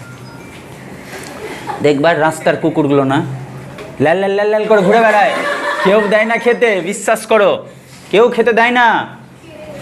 আর যদি তাদের মধ্যে দেখবা কোনো বাড়িতে পোষা বিড়াল আছে, খাওয়ার উপরে খাওয়ার, ঘুমাবে ভিআইপি বিছানা। রাস্তার কুকুরগুলোকে দেখবা কোন বিছানায় ঘুমাচ্ছে, যেখানে সেখানে করে রেখে দিচ্ছে। ওদের স্টাইলিশ জায়গাতে সব কিছু, সময়ের সাথে সাথে সব কিছু হচ্ছে, বাড়তি জিনিস হচ্ছে না, এগুলো হচ্ছে। তো আমার এখানকার স্টুডেন্ট আছে, কুকুরটাকে নিয়ে এমন করে বাবা, এত বেশি করে। আর এগুলো বেশি আছে ওই মেয়েদের মধ্যে, এগুলো বেশি দেখা যায়, ঠিক না? বাস্তবে তারা এতটা দিক থেকে দরদি কিনা জানি না, বাট করে কিন্তু কিছুটা দেখানোর জন্য। আমি দাঁড়া, কুকুর আছে, বিড়াল আছে, বুঝ কিছু তো বুঝ, ঠিক আছে? আচ্ছা হয়েছে তো। সেই বিড়ালটা এবার বলছে যে আজকে আমি তোমার বাড়ির অতিথি হিসাবে, তুমি ডাকলা না, এদিকে। তো কি বলছে বিড়ালটা? বলছে যে তোমার নিমন্ত্রণে আমি তোমার বাড়িতে আসিনি, খিদার লেগেছে, এসে খেয়ে নিয়েছি, ভালো কথা। কিন্তু তুমি একবার ভেবে দেখো, কেউ যদি আমারই মতো কোনো একটা বিড়ালকে সোহাগের বিড়াল করে বাড়িতে নিয়ে যায়, তাহলে কি হয়? সোহাগের বিড়াল মানে বুঝতে পারলা, শখ করে বিড়াল পোষে না কেউ, হ্যাঁ? তোমার দেখবা কত আদর পাচ্ছে। আমারও তো শখ হয় কেউ আমাকে অমনি করে আদর করুক, আর আমাকে দেখলে পিটাতে শুরু করে দেয়। কেন? এই বিড়ালদেরও মধ্যে একটা সমস্যা, ও বড়লোক ঘরে আছে, আমি কেন ভাই ভগবান ওইভাবে জন্ম নিলাম না যে আমাকেও কেউ গ্রহণ করতো, বাড়িতে অ্যাডপ্ট করতো। হ্যাঁ, সেই বিড়লা না কী যেন নাম ওটা, যাই, হ্যাঁ, ওইসবের বাড়িতে যদি জন্মগ্রহণ করতাম, হ্যাঁ, তার ভাবো তো সেই হাইফাই লেভেলের একদম, ঠিক আছে? তো বলছে কি বলছে, যদি কেহ তোমাদের সোহাগের বিড়াল হইতে পারিল, গৃহমার্জার হইয়া বৃদ্ধের নিকট যুবতী ভার্যার সহদর। আহা, কি চমৎকার কথা, বুঝবা ভেঙে। হ্যাঁ, বলছি গৃহমার্জার হইয়া, মানে সে শুধু মার্জার নয়, গৃহে থাকে সে, অর্থাৎ গৃহমার্জার। বৃদ্ধের নিকট যুবতী ভার্যার সহদর, কোনো এক বৃদ্ধ পুরুষ, তখন কিন্তু ওই কীগুলো চলছে বলো তো, বিধবা বিবাহ তখনও শুরু হয়েছে, বাল্য বিবাহ তখনও চলছে, ঠিক আছে? 1874 দিকের ঘটনা। তো সে এইখানে কত বড় আঘাত করলো, কতটি মানুষকে ওইটুক শব্দের মধ্যে। এবার ভাবো ভালো করে, বলছে বৃদ্ধ মানুষ, তার একদম যুবতী ভার্যা, মানে বুঝলা, স্ত্রী, যুবতী স্ত্রী। বৃদ্ধ পুরুষ, তার স্ত্রী হচ্ছে যুবতী স্ত্রীর ভাইটা যেমন থাকে সহোদর মানে ভাই, মানে শালা বাবু। ও তো শালার আদর পায়। শালা যখন জামাইবাবুর বাড়িতে আসে, জামাই যখন আসে শালাবাবুর বাড়িতে, তখন যেমন জামাই আদর পায়, উল্টো আবার শালা আদরও পায় শালা যখন যায়। তো যদি কোনো মার্জার গৃহে পৌঁছে যায়, গৃহের যে মানুষ, সে যদি তাকে একেবারে অ্যাডপ্ট করে, এত আদর দেয় যেন সেই সব চোখে দেখে এই বিড়ালটির মনে বড় দুঃখ হচ্ছে, ইসরে আমাকেও কেউ কেন নিল না। তাই জন্য সে বলছে, যদি তোমাদের সোহাগের কেউ বিড়াল হইতে পারিত, গৃহমার্জার হইয়া, মানে গৃহের বিড়াল হয়ে বৃদ্ধের নিকট যুবতী ভার্যার সহদর বা মূর্খ ধনীর কাছে শতরঞ্জ খেলোয়াড়ের স্থানীয় হইয়া থাকিতে পারিল, তবেই তাহার পুষ্টি। তো বলছে, তোমরা এমনিতে কোনো মার্জারকে সম্মান করো না, কিন্তু তোমাদের মধ্যে কেউ আছে শখ করে মার্জার পোষে বাড়িতে। যখন পোষে তখন এত আদর দেয় তাকে, এত আদর দেয় যেন শালার আদর দিচ্ছে, ঠিক আছে? যেমন বৃদ্ধের কাছে তার যুবতী স্ত্রীর ভাইয়ের যেমন দাম, তেমনই সেই মনিবের কাছে বা মালিকের কাছে বিড়ালটার তেমনই দাম। অথবা সে মূর্খ ধনী। মূর্খ ধনী কাকে বলে বলো তো? একটা কথা আছে, যার ক্ষমতা নাই সে নিজের বাপের শ্রাদ্ধও করতে পারে না, আর যার ক্ষমতা আছে সে কুকুরের বিয়েও দেয় লাখ টাকা খরচ করে। মানে যে পয়সাওয়ালা আছে না, মাঝে মাঝে কিছু মূর্খ পয়সাওয়ালাও থাকে। তো এরা কী করে বলতে, যা খুশি তাই করে। শতরঞ্জ খেলা এক ধরনের খেলা, দাবা খেলা। সেই দাবা খেলাতে গুটিগুলো থাকে এক একটা, আমি ওই অরিজিনাল গুটি চাই। অরিজিনাল গুটি কি, সবগুলোতে একটা করে বক্সে একটা করে পশুকে বসে রাখবো, ও বলো ওখানে যাও, ও বলো ওখানে যাও। মানে খরচ করেছি আমি কত, দেখো একবারে ছোট্ট একটা খেলা। সেখানে খেলাটা তো আমি খেলছি সাধারণভাবে না, আমি পয়সা খরচ করে পশুগুলোকে সাজিয়ে সাজিয়ে রেখেছি।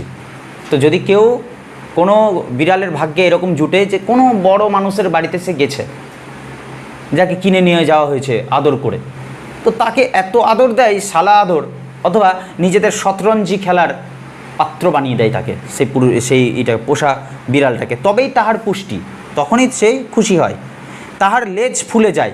মানে বুঝলা, খেয়ে খেয়ে খেয়ে খেয়ে সেই বিড়াল একদম দেখতে কত সুন্দর হয়ে ওঠে। আর আমাদের অবস্থাটা দেখো।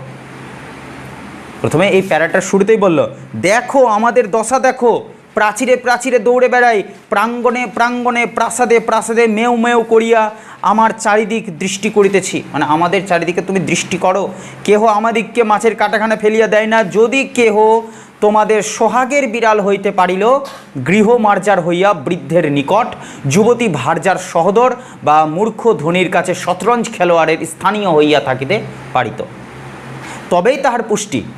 তাহার লেজ ফুলে গায়ে লোম হয়, এবং তাহাদের রূপের ছটা দেখিয়া অনেক মার্জার কবি হইয়া পড়ে। মানে বুঝলা, ভালো করে ছোট্ট করে ব্যাপারটা বুঝতে হবে। কোনো সুন্দরী মেয়ে দেখে কোনো সাধারণ সাদামাটা পুরুষেরাও কবি হয়ে যায়, ঠিক না? যেদিন কোনো কবি বলেছে, আহা তোমার চোখ, বাবারে তোমার চোখ টানা টানা সমুদ্রের মতো উচ্ছল জলধি তরঙ্গ, প্রেমে পড়েছে সে, চোখ দেখেছে সে, এমন সৌন্দর্য বিকশিত হয়েছে যে তাকে দেখে দেখে কোনো এক পুরুষ মানুষ হয়তো কবি হয়ে গেল। সেম জিনিসটা বিড়ালের সমাজে হতে পারে। কোনো একটা মার্জারি সুন্দরী বিড়াল, কেন সুন্দরী হলো সে?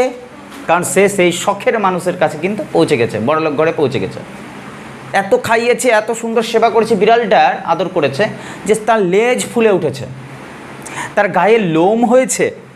তাহাদের রূপের ছটা দেখিয়ে, মানে রূপের আলোতে মুগ্ধ হয়ে কোনো মার্জার আবার কবি হইয়া পড়ে। মার্জারেরাও আবার কবি হয়, কবিতা লেখে। আর আমাদিগের দশা দেখো দেখো, আহারা ভাবে মানে আহারের অভাবে, মানে খাদ্যের অভাবে, উদর কৃশ, উদর মানে বুঝতে পারছে পেট, কৃশ মানে রোগা, পেটটা কোথায় হারিয়ে গেছে, ঠিক আছে? খাওয়ারের অভাবে পেট কোথায় হারিয়ে গেছে। অস্থি পরিদৃশ্যমান, অস্থি মানে কি? হাড়, পরিদৃশ্যমান মানে বাইরে থেকে দেখা যাচ্ছে, দৃশ্যমান হাড়, হাড্ডি বলে না, হাড্ডি, হ্যাঁ হাড্ডিগুলো বেরিয়ে যাচ্ছে, বুঝলা? হ্যাঁ, মাংসপিণ্ড নাই শরীরে, শুধু হাড়ে হাড় হয়ে আছে। কই আজকে তো আসেনি না মদিপুর, তাহলে বলা হতো। কে না, মোটেও না, আসলটা তো পশ্চিমপাড়া ছিল না। তাই কি বলছে দেখো, অস্থি পরিদৃশ্যমান, লাঙ্গুল বিনত। লাঙ্গুল কাকে বলে? লাঙ্গুল মানে লেজ, সাইডে লিখে রাখো লেজ। কি বললো? লেজটা ফুলে উঠে, খুব খাইটাই যে বিড়ালটা, আর খেতে পাচ্ছে না, তাই জন্য লেজটা যে দুর্বল হয়ে পড়েছে লেজটা। তাহলে কি হয়েছে? না খেতে পেয়ে এর উদর কৃশ মানে রোগা হয়ে গেছে। অস্থি পরিদৃশ্যমান, পরিদৃশ্যমান মানে যে দৃশ্যমান, দেখা যাচ্ছে। লাঙ্গুল বিনত, লাঙ্গুল মানে লেজ, আর অস্থি মানে কি বললাম? হাড়।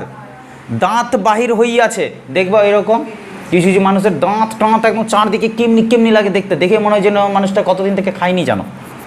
জিহ্বা ঝুলিয়া পড়িয়াছে, মানে জিভ বের করতে করতে জিভ কখন ঝুলে, ভাবো কেমন লাগবে। হ্যাঁ, অবিরত আহারা ভাবে ডাকিতেছি, মানে আহারের অভাবে প্রতি মুহূর্তে ডাকছি, মিয়াও মিয়াও, খাইতে পাই না গো। আমাদের কালো চামড়া দেখিয়া ঘৃণা করিও না। এখানে কিন্তু অনেক বড় কথা বলে দেওয়া হয়েছে। আমাদের কালো চামড়া দেখিয়া ঘৃণা করিও না, আমরাও মানুষ তোমাদের মতো। বুঝতে পারছো কে কাকে বলছে? ভারতবর্ষের মানুষ ইংরেজকে বলছে। তারা তোমরা সাদা চামড়ার মানুষ, আর আমাদেরকে কি বলে ডাকো? কালা আদমি। হ্যাঁ, আর কি বলো? নেটিভ, কুত্তে কি দুম। তো কালো না, মানে কালো বলে আমাদেরকে ঘৃণা করিও না। এ পৃথিবীর মৎস্য মাংসে আমাদের কিছু অধিকার আছে গো, খাইতে দাও, নহিলে চুরি করিব। খেতে দাও ভদ্রভাবে, আমরাও খেতে চাই, খিদে পাই, না হলে চুরি করব, বাধা দিবা না। আমাদের কৃষ্ণচর্ম, কৃষ্ণচর্ম মানে কি? আমাদের কালো চামড়া, ঠিক আছে, ওকে। আমাদের কৃষ্ণচর্ম, শুষ্ক মুখ, শুকনো হয়ে গেছে মুখটা। ক্ষীণ সকরুণ ম্যাও ম্যাও শুনিয়া তোমাদিগের কি দুঃখ হয় না? আমাদের সামান্য ম্যাও ম্যাও ডাকটাতে কি তোমাদের কোনো দুঃখ টুক্ষ হয় না একটুও? চোরের দণ্ড আছে, মানলাম, চোরকে তোমরা শাস্তি দাও। নির্দয়তার কি দণ্ড নাই? তোমরা যে এত নির্দয়, যাদের দয়া মায়া কিছু নাই শরীরে মনে, তো তাদের জন্য কি কোনো দণ্ড হবে না? দণ্ড থাকা তো জরুরি। দরিদ্রের আহার সংগ্রহের দণ্ড আছে। দরিদ্র যখন, কোনো একটা অভাবী মানুষ যখন খাবার সংগ্রহ করতে যায়, তার জন্য তোমরা ওকে শাস্তি দাও, তো ঠিক আছে। ধনীর কার্পণ্যের দণ্ড নাই কেন? কে বলতে পারবে এটার মানেটা কি? ধনীর কার্পণ্যের দণ্ড নাই কেন? কে বলতে পারবে? ধনী হয়েও সে কৃপণ, সেটার দণ্ড দিচ্ছ না কেন তোমরা? হ্যাঁ, তুমি কমলাকান্ত, এবার আসলো আসল নামটা, তুমি হচ্ছ কমলাকান্ত, দূরদর্শী। তুমি অনেক দূরের কথা ভাবতে পারো, ওই যে বলেছিলাম না, সুদূর প্রসারী, দূরের বিষয় তুমি ভাবতে পারো। কেননা আফিমখোর, কারণ তুমি আফিম খাও। এবার আমরা বুঝতে পারলাম প্রথম দিকে ওরা কেন ঝিমাচ্ছিল, ও আফিম খায়, নেশা করে। তুমি আফিমখোর, তাই জন্য তুমি দূরের বিষয়টা ভাবতে পারো। তুমিও কি দেখিতে পাও না যে ধনীর দোষে দরিদ্রে চোর হয়? মানে তুমি এতটা আফিম খাচ্ছ যে তুমি দূরদর্শী, মানে তুমি কোথায় নেপোলিয়ানের কথা ভাবতে পারো, এত দূর ভাবতে পারো, আর তুমি সামনে দেখতে পাও না যে আমরা কত অভুক্ত আছি? ধনীর দোষেই দরিদ্রে চোর হয়, এটা তুমি জানো না? ধনীরা বদমাইশি করে, তাদের দোষের কারণেই গরিব মানুষরা চোর হয়, তুমি জানো না? 500 দরিদ্রকে বঞ্চিত করিয়া একজনে 500 লোকের আহার্য সংগ্রহ করিবে কেন? দারুণ কথা, দারুণ সাংঘাতিক কথা বলেছ। 500 জনের খাবার একজন নিজের সংগ্রহে রাখবে কেন? তাই না? দুর্ভিক্ষ মানে খাবারের অভাব, দুই কারণে তৈরি হয়, একটা প্রাকৃতিক কারণ, একটা মানবিক কারণ। প্রকৃতি কোনো সময় বৃষ্টি দিল না, খরা টরা হলো, বন্যা টনা হলো, ফসল ধ্বংস হলো বা ফসল জন্ম নিল না, ঠিক আছে, মানুষ খেতে পাচ্ছে না, মারা যাচ্ছে অনেক, না খেতে পেয়ে। কিন্তু যদি এরকমটা দেখা যায় যে ধনী মানুষরা নিজেদের ঠিক গোডাউন ভর্তি রেখেছে ফসল, আর সাধারণ মানুষ খেতে পাচ্ছে না, এটাই তো প্রশ্ন তখন আমরা করব যে 500 জন মানুষের খাদ্য একজন মানুষ কেন নিজের কাছে গোপন করে রাখবে? যদি করিল তবে সে খাইয়া তাহার যাহা বাহিয়া পড়ে তাহা দরিদ্রকে দিবে না কেন?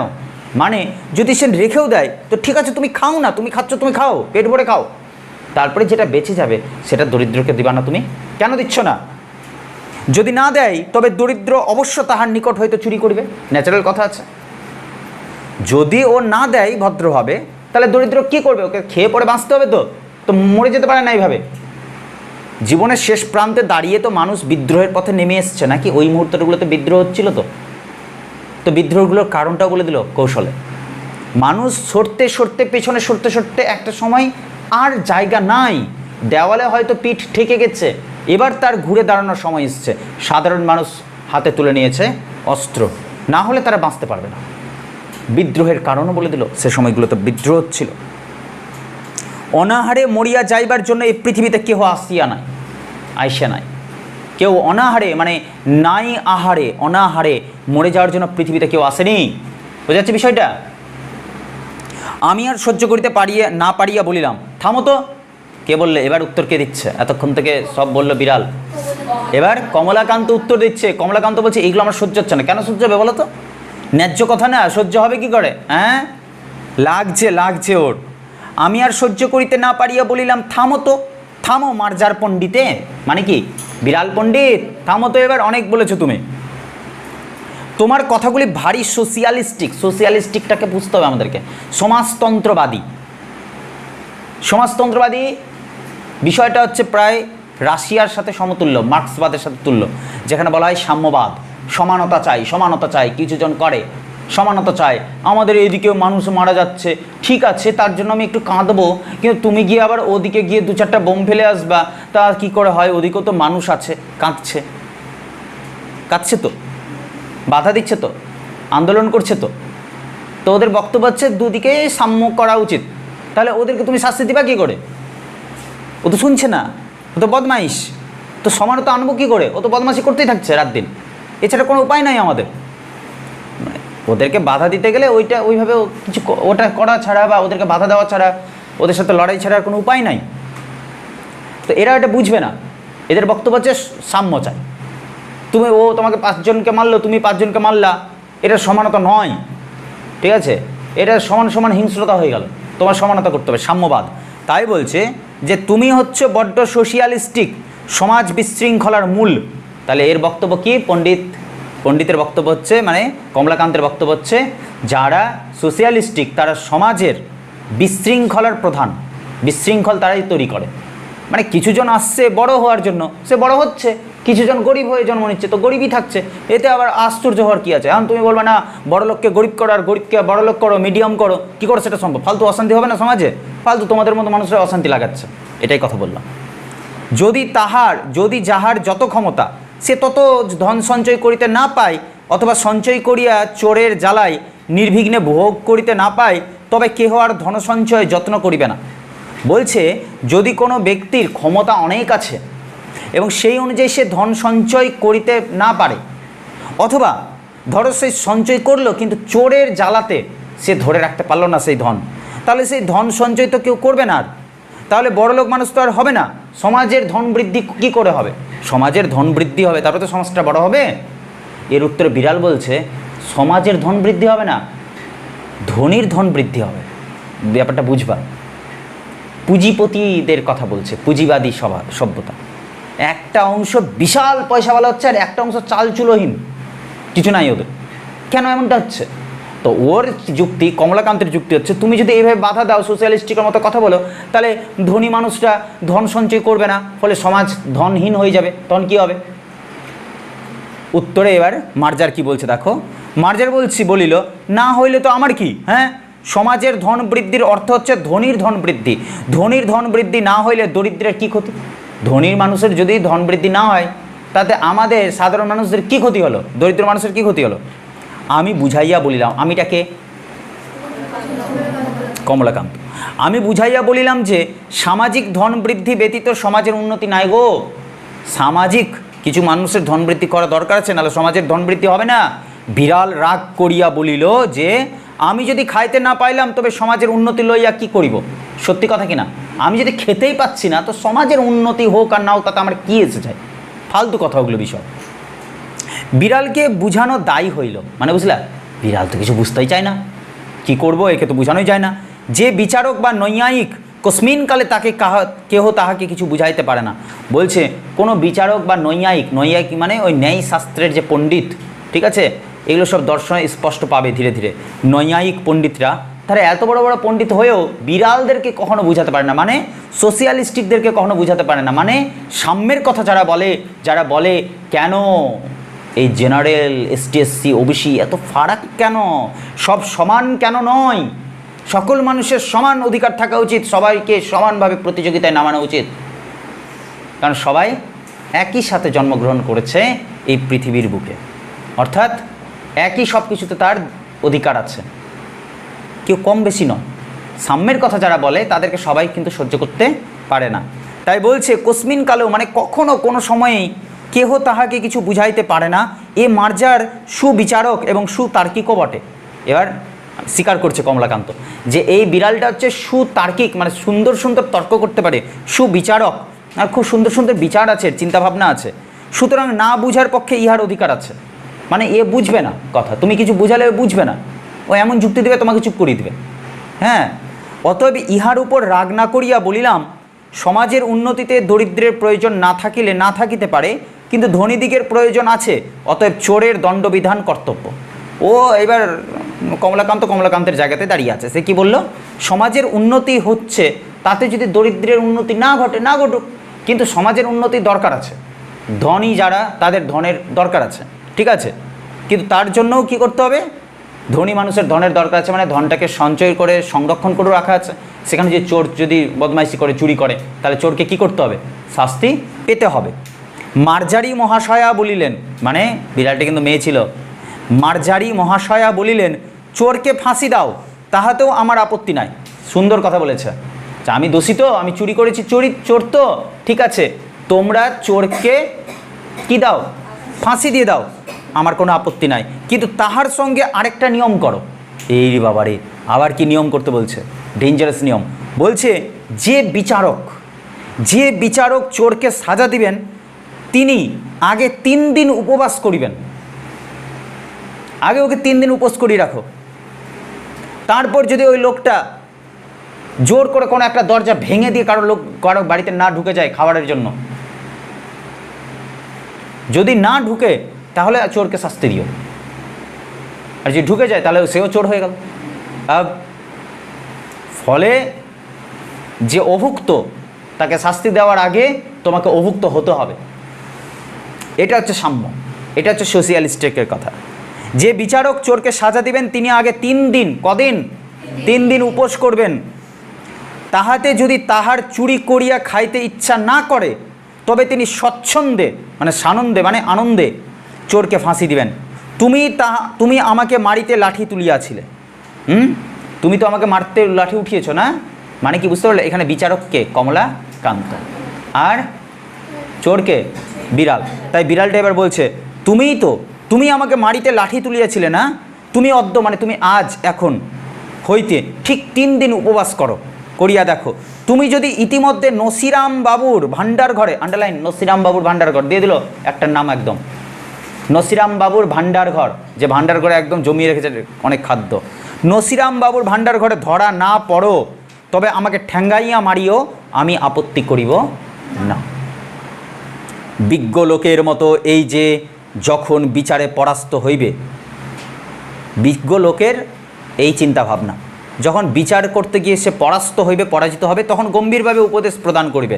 আমি সেই প্রথানুসারে মার্জারকে বলিলাম, মানে বুঝলা, আমি কমলাকান্ত, আমি হেরে গেছি, কিন্তু হেরে গিয়েও একটা কথা আছে মানুষের মধ্যে, যে একটু নামি দামি মানুষ থাকে তো তার অহংকার একটু বেশি হয়, সে ভাঙবে কিন্তু মচকাবে না, মানে বুঝলা, হেরে গিয়েও হার স্বীকার করবো না, তাও আমি কথা বলতে থাকবো, ও সেটাই করলো। তাই বলছে দেখো, বিজ্ঞ লোকের মতো এই যে যখন বিচারে পরাস্ত হইবে তখন আরও বেশি গম্ভীরভাবে উপদেশ প্রদান করিবে।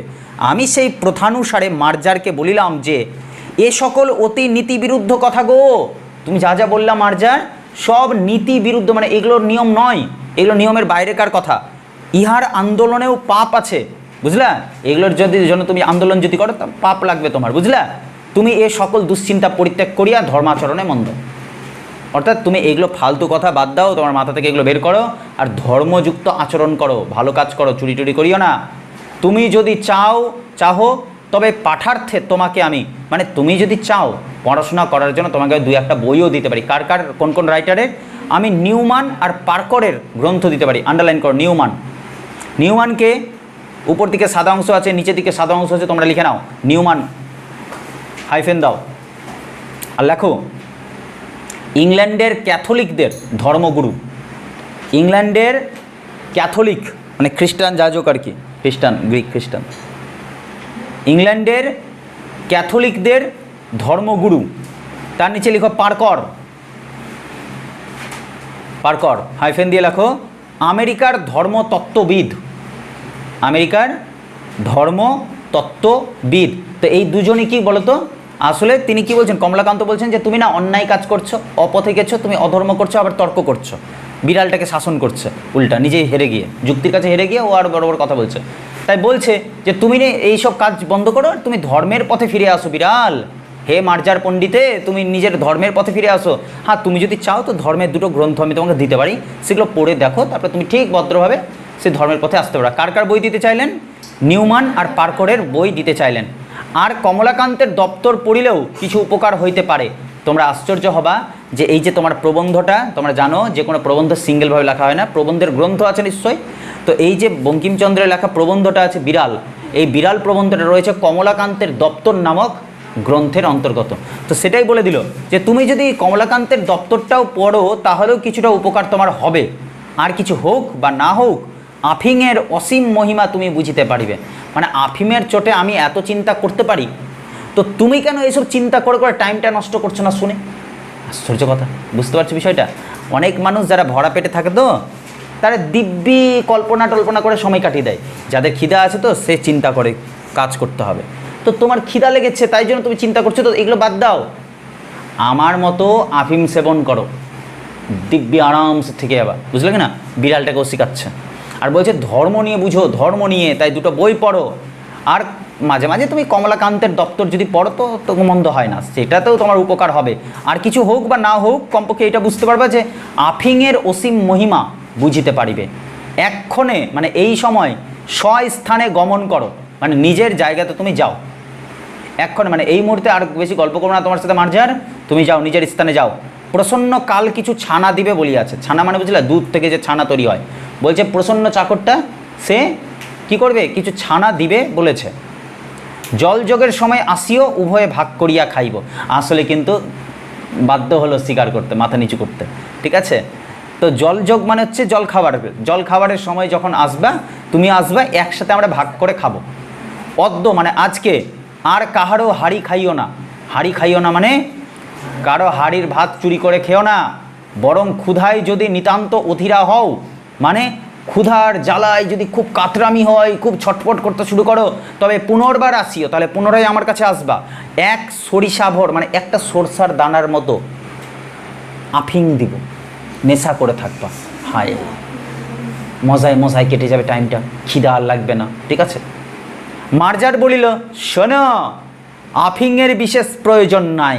এই উঠছে সাধারণ মানুষ, এই উঠছে নিম্ন সম্প্রদায়ের মানুষ, দাঁড়িয়ে এসে স্বর তুলছে কার বিরুদ্ধে? স্বৈরাচারী শাসকের বিরুদ্ধে, যারা শোষণ করে এসেছে এতদিন সমাজে, সে উচ্চ শ্রেণীদের বিরুদ্ধে।